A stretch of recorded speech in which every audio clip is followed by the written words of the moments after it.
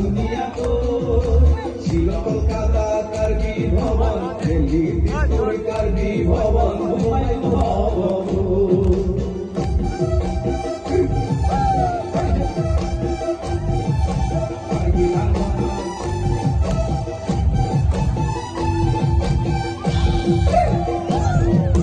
কার্বি আঙ্গলর রায়গর আকি তুমি পালাও, তুমি পালাও অস্ত্রধারী বন্ধু।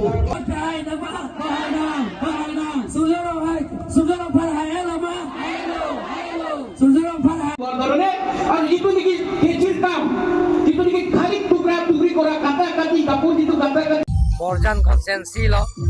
lapen dia kunili dongka long thom pribak dolang kacing rumah mai election mai lasi bini ke bukajan homosti along 108 bukajan konsensi LA konsensi ke kapijur lo rili hisaben bini bangen nilip konsensi lapen bang tulo bukajan lapen dak Borjan konsensi lage laso logote joining program da dubon momlo lapen rapching rumah mai da dubon momlo tak don ke bang forini da ke join ji do ale se APSLC congress yong dung ke APSLC lo atu bini da nilip konsensi da ke ong dung ke APSLC tum se BJP party long chapa aja bairo pra kudai BJP ha bairo pra aji ko bairo pra সেইটো Sunil Sharma opposition leader Kashmir আমার BJP MLA হয় এও opposition leader হয় Jammu Kashmir assembly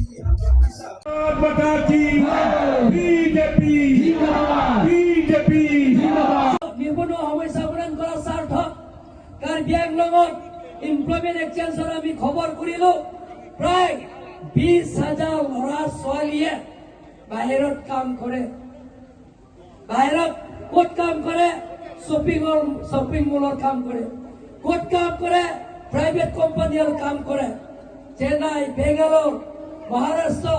Delhi আৰু কলকাতা কাম কৰে সেইবিলাকৰ ল'ৰা ছোৱালী আনিবৰ কাৰণে আমি কমাৰ্চ এণ্ড ইণ্ডাষ্ট্ৰী কেন্দ্ৰ চৰকাৰৰ মন্ত্ৰীৰ লগত MP ডাঙৰীয়াৰ লগত লৈ সূৰ্যৰংফাৰ লগত লৈ আমি মেমৰেণ্ডাম দি আহিছো যাতে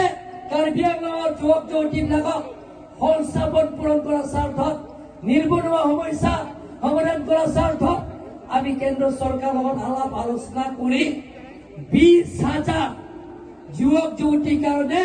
আমি ট্ৰেইনিং দিম প্লেচমেণ্ট দিম সংস্থাপন দিম আৰু তেওঁলোকৰ অহা যোৱা ট্ৰেইনিং গোটেইখিনি কাৰ্বি আংলং অট'নমাছ কাউন্সিলৰ পৰা বহন কৰিব সংস্থাপন পাবৰ কাৰণে ট্ৰেইনিং দিবৰ কাৰণে 1 মাহ মান লাগিব তাৰ প্ৰত্যেক ল'ৰা ছোৱালীৰ কাৰণে 10,000 কাউন্সিলৰ পৰা দিয়া হ'ব কাৰ্বি আংলঙৰ ছয়জাং তুমফান বৰেগাঁৱৰ চাইকি পিজিয়া ভাগ আজি আমাৰ ডক্টৰ তুৰাম ৰহাং আমাৰ বৰজান সমষ্টিত আহিছে নিৰ্বাচন প্ৰচাৰ সভাত আৰু আমি আজি ইয়াত যিহেতু ৰাইজ আহিছে বা যি ৰাইজ ইয়াত গোট খাইছে সেইটো লৈ আমিও নিজে আচৰিত কিয়নো ইমান ৰাইজ উঠি আহিব বা মিটিঙত আহিব সভাত আহিব বুলি আমিও ভবা নাছিলে কিন্তু আজি যেনেকৈ দেখিছে গোটেই বৰজান ৰাইজে উঠি আহিছে মৰম দিছে চেনেহ দিছে আৰু তেখেতে একগোট হৈ বিজেপি জিকাৰ স্বাৰ্থত বিজেপিক ভোট দি পেলাই জিকাব এই গোটেইখিনি সিদ্ধান্তটো লোৱা হৈছে বোলে আজি এই মিটিঙৰ পৰা দেখা পাইছোঁ বিৰোধী দলে এলায়েন্স কৰাৰ পাছত সেয়া বিজেপিত কিবা প্ৰভাৱ পৰিব নেকি তেনেকৈতো আমি দেখা নাই কিয়নো APSLC আৰু কংগ্ৰেছে এলায়েন্স হৈছে কিন্তু আমাৰ বোকাজানত দেখিছে মাত্ৰ কংগ্ৰেছ ৱৰ্কাৰ্ছে কেণ্ডিডেট লগত গৈছে জইনলি বিজেপি কোনো লিডাৰ জইন কৰা নাই ডিফুত যেতিয়া জয় কাথাৰে ৰোড শ্ব' হৈছিলে তাত কোনো কংগ্ৰেছ ৱৰ্কাৰ আমি দেখা নাই খালি APSLC ৱৰ্কাৰ্ছবিলাকে ওলাইছে তো নামৰে এটা এলায়েন্স বুলি হৈছে, কিন্তু প্ৰকৃততে কোনো তেনেকুৱা এলায়েন্স নাই বুলি আমি গম পাইছোঁ। সেইকাৰণে কোনো প্ৰভাৱ পেলাবলৈ আমি দেখা নাই। EM হৈ পেলাই আপুনি 4টা বছৰত যিখিনি ৰাইজক উপহাৰ দিলে, ৰাস্তা পদূলিৰ পৰা ধৰি যি হওক, আৰু MLA হৈ আপুনি আৰু কি কৰিব বিচাৰে? আপোনাৰ সমষ্টিখন আৰু ডাঙৰ হৈ গৈছে এতিয়া। EM হয় বা MEC হয়, যি কৰিছে সেইটো আমি EM বা MEC হতে নহয়, কিন্তু আমাৰ কাৰ্বি আংলং CM ডক্টৰ তুৰাম ৰহাং, তেখেতৰ আশীৰ্বাদ, তেখেতৰ গাইড, সেইটো লৈহে আমি ইয়াত যি কি কৰিব পাৰিছে তেখেতৰ গাইডেঞ্চ মতে হৈছে। হয়, এতিয়া MLA টিকেট দিয়াৰ পাছত দায়িত্বটো ডাঙৰ হৈছে, সমষ্টি ডাঙৰ হৈছে। তো আমি যি কাম কৰিবলৈ আছে সেইটো আমাৰ চৰকাৰে সিদ্ধান্ত ল'ব, কিন্তু আমি বা মই ইণ্ডিভিজুৱেল হিচাপে আমি সেইটোৱে প্ৰায়ৰিটি বিচাৰিম। আমি যিহেতু বোকাজান এটা পিছপৰা সমষ্টি আছিলে বেলেগৰ সমষ্টি চাই পেলাই, কিন্তু যোৱা 10 বছৰে ইয়াত বহুত প্ৰগ্ৰেছ আমি দেখি পালোঁ।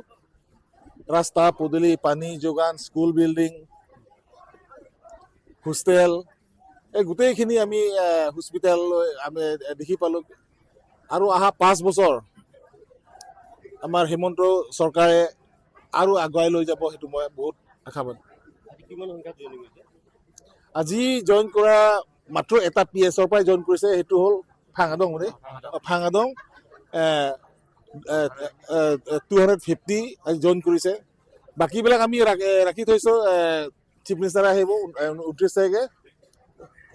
তাতে আমি জইন কৰাম বুলি আমি ৰাখি থৈছে। কিন্তু এটা PS-ত মানে ইয়াত 250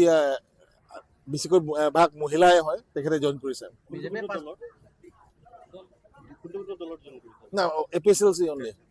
5টা চিটো লাভ কৰিব নি বিজেপি? লাভ কৰিব, আৰু কিয় ডাউট আছে নেকি?